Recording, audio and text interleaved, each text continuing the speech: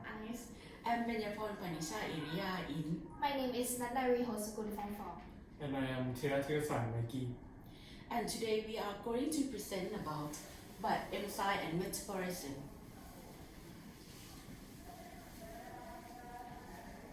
Okay.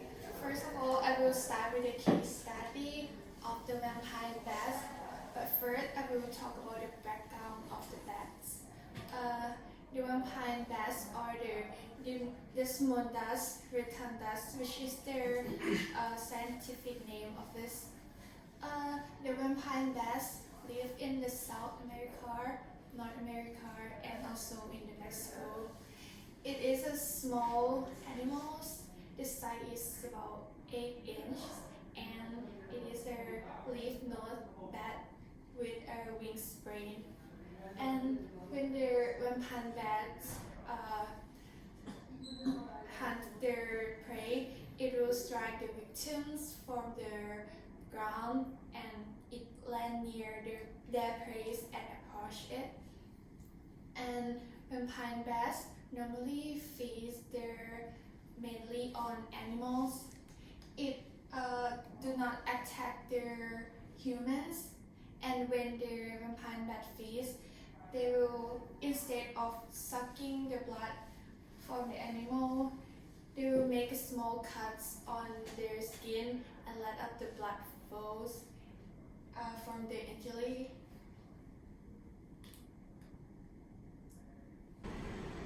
I will show the video when the vampire bats hunt the prey. Vampire bats are the only bats in the world that feed on blood.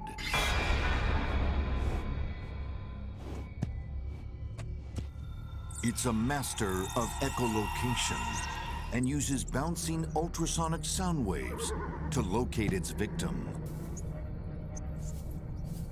It can fly, but it prefers to sneak up on its prey from the ground.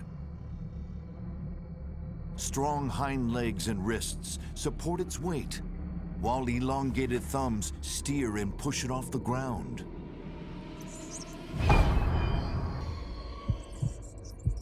It can tell where the warm blood runs close to the skin, thanks to heat sensors near its nose.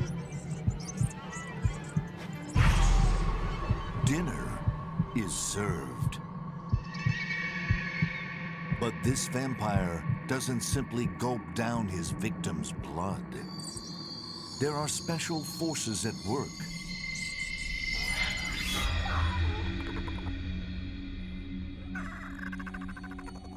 With the sharpest teeth in the animal kingdom, the vampire bat gently shears away the hairs of its victim and makes a small incision in the skin.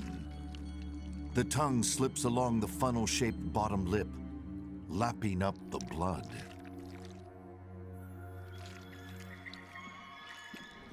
However, when the animals get injured, they normally have the blood clotting. The process that forms blood clotting is called the hemostasis. And I will talk about hemostasis. First of all, when our blood vessels get ruptured, the blood components are leaking out, such as urocyte, white blood cell, and platelet. After that, vascular start to constriction to reduce the blood loss in the vessel. The fibrins start to form. The collagen exposure from injury vessel and platelet binding to it, and fibrins form.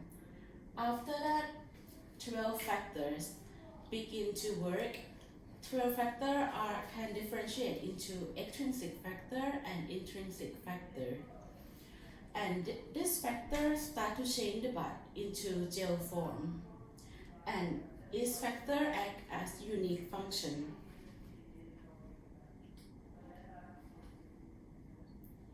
After that, vessels and platelets are stimulated to release prothrombin activator, catalyze the conversion of prothrombin into thrombin.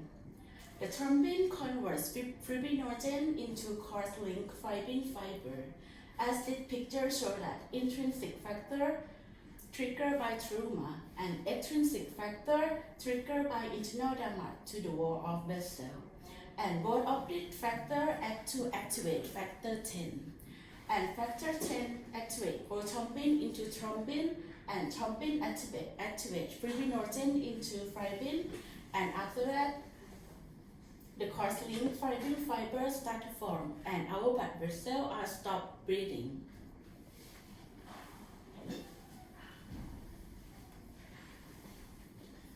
Okay, so now onto the fibrinolytic system, which is sort of a counter process to hemostasis. Now, basically, fibrinolysis is the process that prevents blood clots from growing and causing problems to living beings. Like, it can grow out of control without this process. Now, the fibrinolytic system restricts the propagation of clots and removes the fibrin which is formed from hemostasis, or the formation of clots in wounds that to make it heal and stop the clots. And now, as you can see, here's a basic demonstration of the fibrinolytic system. It starts off with plasminogen, which is activated to plasmin by the actions of plasminogen activators, which can be present in blood or released from tissues when there is an injury or when there is clotting.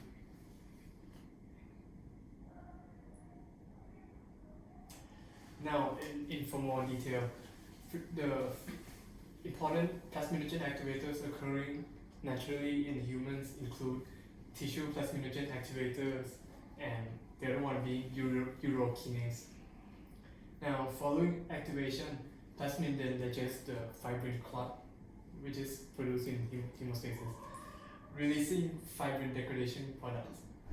Fibrinolysis is then inhibited by plasminogen activator inhibitors and by a thrombin activated fibrinolysis inhibitor, which leads to stabilization of fibrin and fibrin clots, and also sort of completes the cycle of this system, stopping it from getting out of control. So, do you wonder how vampire bats feed from the wound and its ability? Vampire bats has an ability to dissolve the blood clots, which allow the blood to continue to flow while the bat is feeding on the animal by using the protein called draculin, which is a glycoprotein and it is an enzyme. It composed of 411 amino acids. It functions as an anticoagulant due to a protein factor inhibit factor X. So the process that happened in this is the enzyme draculin activate the plasminogen. Then plasminogen can be converted to the plasmin. The plasmin then dissolves the fibrin of the clot so that it allows the blood to continue to flow in the system. So, how vampire bats benefit the human? Vampire bat saliva contains the enzyme that is more effective for dissolving the fibrin clot than any known drug that are discovered nowadays. And in the future, the enzyme may be used to treat stroke, which is caused when clot blocks blood supply to the brain. If the research is successful, it can help many people in the future.